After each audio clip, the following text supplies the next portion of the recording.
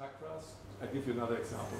There are lots of books that try to link the chakras to certain endocrine functions or nerve connections. And I feel it's not needed.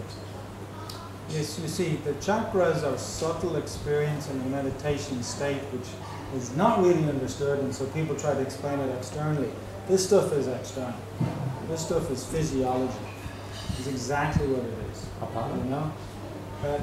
Those are subcategories of an overall neuroendocrine description.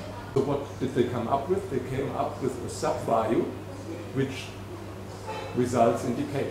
They didn't know anything about microbes, anything about bacteria, but they came up with a sub-principle which allows for the disintegration of a dead body. Yeah. Which wasn't a bad guess, but the thing is, we've got to understand things a little bit better. And all we're trying to do, especially if you say, well, you know, how is this working, this practice? What is the effect? What does it mean? Where does it fit? If we're trying to look at it, then you have to take, it's just like Mula Bandha. Don't tell me that's some esoteric thing, right? That's a term that is not in our modern language for the activity of muscles of your pelvic floor. And nothing else, right?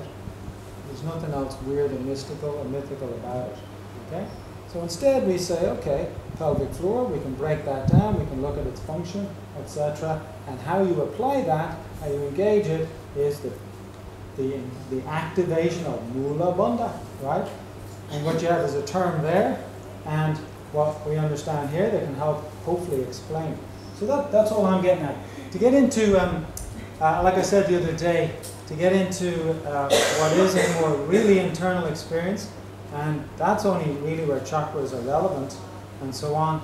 Then, you know, there's better descriptions in these teachings, yeah, and they haven't been explored yet in this way, okay.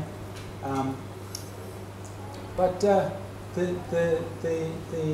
even the point that these were described centuries ago was to help people understand.